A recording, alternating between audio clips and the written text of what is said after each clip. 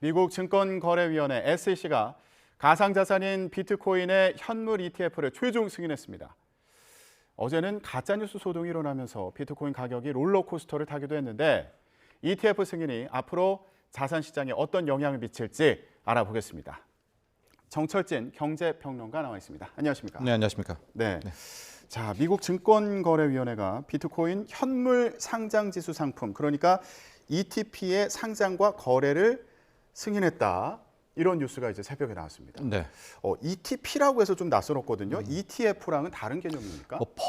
지수 추정 상품이다 이렇게 보시면 될 것 같습니다. ETF라는 게 Exchange Traded Fund고요. 이것은 네. Exchange Traded Product의 개념인데 이게 너무 익숙한데 좀 더 설명을 하자면은 어떤 지수 추정하는 펀드들이 있잖아요. 예. 우리가 그래서 인덱스 펀드라고 하는데 펀드라고 한다면 우리가 어디 가서 가입을 하고 환매를 하는 개념인데 이것을 쪼개서 주식 시장에 상장을 시킨 겁니다. 예. 그래서 우리가 이걸 상장 지수 펀드. 그렇기 때문에 이건 실질적으로 우리가 주식 거래하듯이 분초 단위로 사고 팔고를 할 수 있게 만든 것이고요. 근데 여기서 이제 굳이 ETF가 아니라 우리 이제 편의상 비트코인 현물 ETF라는 표현을 쓰는데 ETP가 정확한 명칭입니다. 그러니까 상위 개념인 거죠? 예, 상품이다라는 개념이었었고 예. 뒤에 또 설명을 하겠지만은 아직까지 주식으로서의 개념은 허락하지 않는다고 했거든요. 그러니까 주가 거래소에서 비트코인이나 이더리움은 받아주지는 않겠다. 이건 암호화폐 거래소에서 해라는 이제 선은 그었습니다. 근데 우리가 일반적으로 반도체 업종 ETF다라고 예. 한다면 거기에는 삼성전자 우리나라요. 하이닉스 들어 있잖아요. 그건 쪼개서도 주가 거래를 할 수 있지 않습니까? 예, 그런데 이것은 따로 비트코인을 떼어서는 거래할 수가 없는.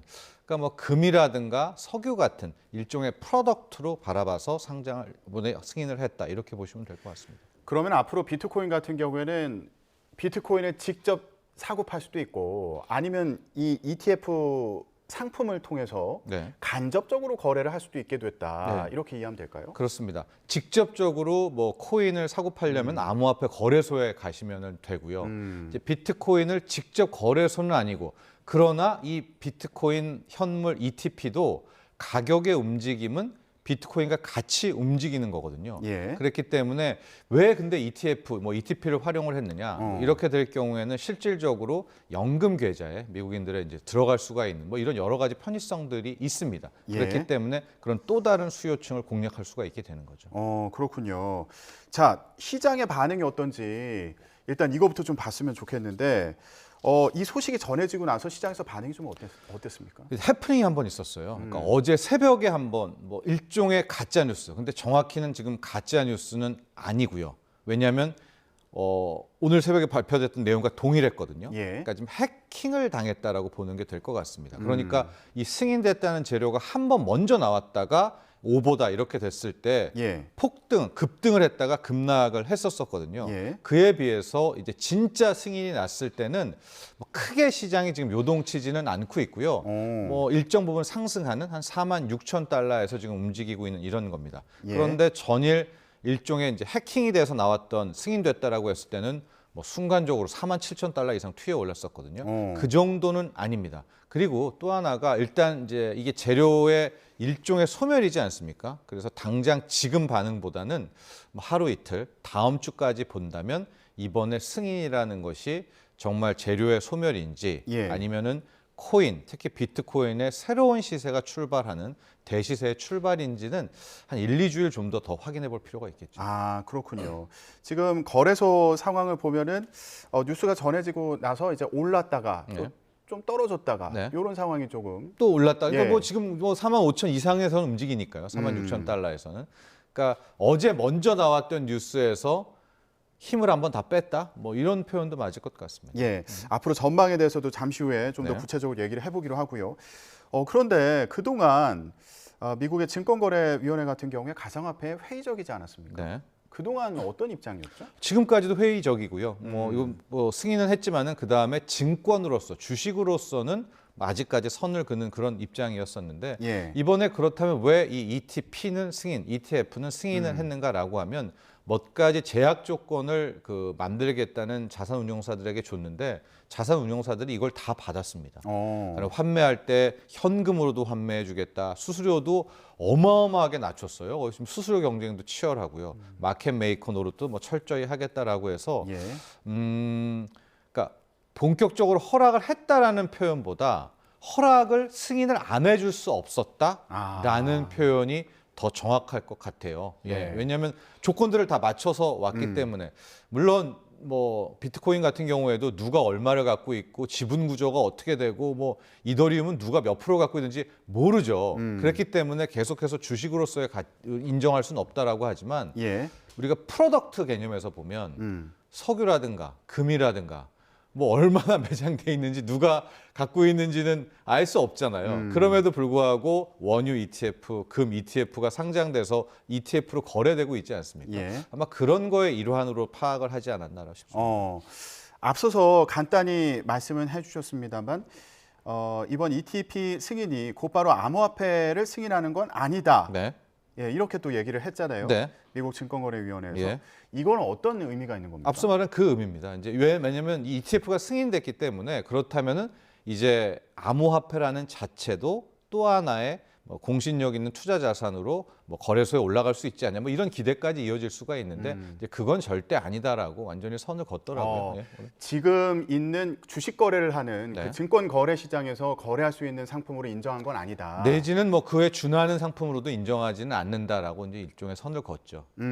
하지만 이 가격 지수를 따라가는 상품에 대해서는 상장을 하고 거래할 수 있도록 허가하겠다. 네, 허가를 한 거죠. 어. 예, 승인을 낸 거고요. ETP가 승인이 난 거고 이렇게 되면 뭐가 좋냐면 이제 대형 자산 운용사들이 이 상품을 내놓을 것 아니겠습니까? 바로 이제 뭐 11개들이 운용을 하게 될 텐데 예.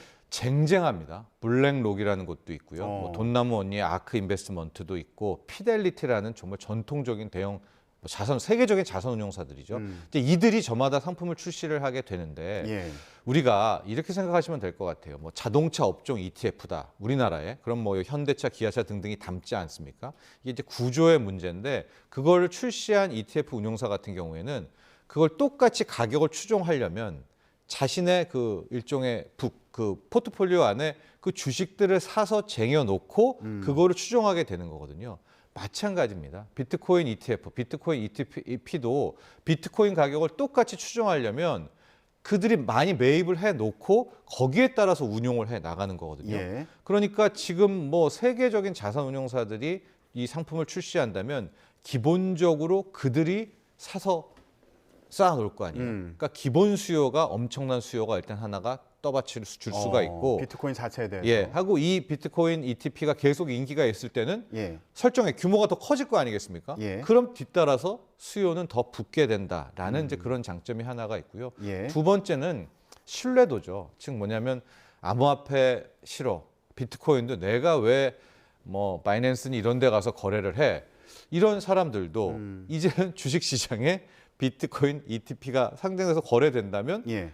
이거는 공략을 해볼 수가 있는 것 아니겠습니까? 더 쉽게 접근할 수 있다. 저변이 확대되는 것이고 신뢰도도 굉장히 높아지죠. 예. 뭐 암호화폐 그게 뭐야 하다가도 이제 버젓이 비트코인 ETP가 상장돼서 거래가 된다면 그것도 알아주는 세계적인 자산 운용사들이 한다면 신뢰도에 대한 비트코인을 바라보는 시선이 좀 바뀔 수가 있고 또 앞서도 얘기했지만 이제 연금 계좌에도 편입이 되게 되면서 되게 저변이 확대될 수 있는 그런 기회가 됐다. 이 예. 기대감으로 실은 작년 한 해를 놓고 보면 비트코인 가격 거의 많이 올랐을 때 한 3배 가까이 오르지 않았었습니까? 그런 기대가 좀 선반영됐다라고 보면 되겠습니다. 근데 여기서 좀 한 가지 드는 의문이 말씀을 쭉 들어보면은 뭐 비트코인 자체에 대해서는 좀 신뢰를 못했던 분들도 공신력 있는 기관에서 이제 비트코인을 이용한 상품을 출시하면서 이거에는 좀 투자를 해볼 수 있지 않겠느냐 이런 기대감에 대해서도 얘기를 해주셨고 그리고 증권거래위원회도 이런 상품 같은 경우에는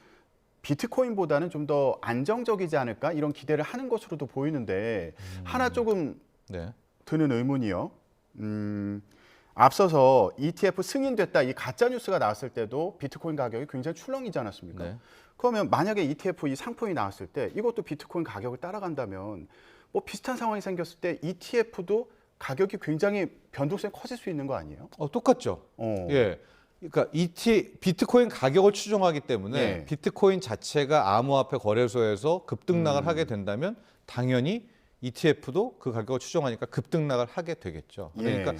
아마 지금 앵커께서 의문시 되는 것은 이제 더 덩치가 커진 곳들에서 운용을 하게 되니까 만에 하나 비트코인의 가격이 위아래로 휘두르게 될 때 더 많은 양을 사고 팔 테니까 변동성은 더 커질 수 있지 않느냐, 아마 그런 질문이신 것 같은데 제가 그런 드리는 우려는 질문은, 분명히 있습니다. 예. ETF 자체도 그 변동성은 똑같이 갖고 있는 거면 불안정한 건 마찬가지지 않을까? 이 비트코인과 같은 거 아닌가? 불안정성 갖고 있는 거 아닌가? 이런 생각이 들어서요. 예. 근데 모든 자산 가격은 다 불안정성이 있죠. 금 가격도 급등락을 하고 유가도 급등락을 하게 되니까 뭐 주식도 급등락을 하는 건 아니겠습니까? 그런데 뭐 비트코인 자체도 급등락을 하게 된다면 당연히 비트코인 ETF 가격도 급등락을 하는 거죠. 그러면은 ETF가 가진 장점이 뭐가 있는 거죠? 그걸 좀 더 구체적으로 얘기해 봤으면 좋겠는데 비트코인을 기반으로 한 ETF가 가진 장점이 뭐가 있습니까? 앞서도 말했지만 이제 비트코인이라는 게 거래소에서 충분히 뭐 A, B, C 모든 사람들이 다 거래를 할 수가 있잖아요. 근데 굳이 이제 이 자산 운용사들이 비트코인 ETF를 출시하려는 것은 그들도 무슨 생각이 있었겠죠. 그래서 자신들이 ETF로 만든 다음에 제도권으로 왔을 때 꽤 많은 사람들이 이것을 저변을 확대할 수가 있겠다. 예. 그럼 그들은 수수료 수입을 얻을 수 있지 않겠습니까? 아마 그런 차원에서 이들 자산 운용사들이 이제 좀 음지양지란 표현은 그렇지만 이쪽으로 더 끌어올려서 판을 키우려는 의도가 예. 있지 않았나라고 싶죠. 그리고 혹시 이용하는 사람 입장에서도 이제 접근성이 더 쉬울 수도 있을 테고 네. 투자를 했을 때 뭔가 비트코인에 투자를 했을 때 여긴 규제가 없는 시장이다 보니까 좀 더 위험하다라고 생각할 수도 있을 텐데 이 펀드 시장으로 들어오면 뭐 규제가 더 적용되는 부분이 있는 걸까요? 특별히 뭐 다른 점은 없겠죠. 뭐 ETF 양식에 따라서겠지만은 비트코인 가격이 움직이는 거에 대해서는 실질적으로 뭐 SEC가 뭐라고 할 수는 없을 겁니다. 그렇군요. 앞으로 ETF 상품이 출시됐을 때 어떤 장점이 있는지는 이 부분은 좀 더 봐야겠네요. 그럼 시장에서 어떻게 움직이는지. 그렇습니다. 하고 앞서도 얘기했지만은 급등락의 가능성은 더 커졌을 수가 있어요. 변동성 같은 경우에는. 왜냐하면 그런 움직임을 추정하게 되면서 또 뭐 과하게 움직일 수가 있는 것이고요. 예. 앞으로 이제 현선물도 같이 활용할 수가 있기 때문에 그 둘을 이용하려는 또 큰 손들이 나올 수가 있거든요. 차익 거래를. 그런 여러 가지들의 어떤 변수들은 남아 있는 것 같습니다. 예. 자, 그러면 그 얘기에 이어서 앞으로 비트코인 가격은 어떻게 움직일지 전망이 여러 가지가 나오더라고요. 네, 뭐 많이 보는 경우에는 지금 20만 달러도 있고요. 또 좀 부정적인 곳에서는 3만 달러도 깨질 것으로 본다. 그러니까 2억부터 뭐 3천만 원까지 완전 레인지가 크죠. 아유. 이제 결과적으로 앞으로 나올 이제 첫 번째 재료는 소멸이 된 겁니다. 이 ETF 승인이라는 재료는 소멸이 됐고요. 두 번째 재료가 반감기에 대한 이슈가 남아 있어요. 예. 그래서 이제 올 4월이 되면 반감기를 또 맞이하게 됩니다. 이렇게 될 경우에는 좀 복잡하기는 한데 이제 문제 풀기가 굉장히 어려워져서 보상이 이제 잘 안 나와요. 그러니까 채굴한 양이 이제 줄어들는 뭐 이렇게 생각하시면 될 그럼 텐데 가치가 더 올라가는 거 그렇죠. 아니에요? 공급이 예. 줄어들게 돼서 뭐 역대적으로도 반감기 근방에서는 또 가격이 튀어 올랐던 그런 사례들이 있었는데 이 반감기의 그 이슈도 이게 작년 오른 거에 뭐 선반영됐는지 아니면 그 반감기 앞서서 또 한 번 더 점프업을 할지는 뭐 그건 누구도 알 수 없는 부분인데 이제 두 번째 재료가 있겠고요. 그것도 이제 소멸인지 확인을 해야 되고 마지막 세 번째는 역시 그래도 금리 하락, 달러 약세 이 재료가 매크로 재료가 아닌가 싶습니다. 결과적으로 지금 뭐 자산 가격이라는 것이 달러 약세, 금리 하락과 연동되어 있는 부분이기 때문에 지금 시장이 이렇게 주식도 꿈틀대고 특히 뉴욕 증시도 다시 꿈틀대고 비트코인 가격도 작년 한 해 후반부에 막 그렇게 많이 올랐던 것은 이제 본격적인 달러 약세, 금리 하락 시대가 온다라는 것이 반영돼서 붐업이 된 거거든요. 예. 그러니까 마지막 매크로 재료는 이제 그것이 아닌가 보여지는데 저는 뭐 개인적으로 달러 약세, 금리 하락이 올 한 해 상반기에는 계속 지속될 것이다라고 보고 있고 예. 뭐 반감기의 효과도 있을 것이다라고 보고 있는데 저는 이제 조금 뭐 걸리는 것이 지금 이제 중앙은행들에서 우리나라는 한국은행이고 또 미국은 페드에서 자체적인 암호화폐, 이제 디지털 화폐죠. CBDC라는 센트럴 뱅크 디지털 커런시라는 자체적인 디지털 화폐를 이제 출시를 합니다. 그러니까 쉽게 말하면 달러 코인, 우리는 원화 코인들이 나오게 될 때 과연 이 중앙은행들에서 이 민간 암호화폐 이 시장을 어떻게 바라볼 것인가, 여기에 대해서는 글쎄요, 좀 저는 좀 혹독하게 다루지 않을까라는 생각도 있거든요. 예. 그런 게 저는 좀 리스크로 남아 있다고 보여집니다.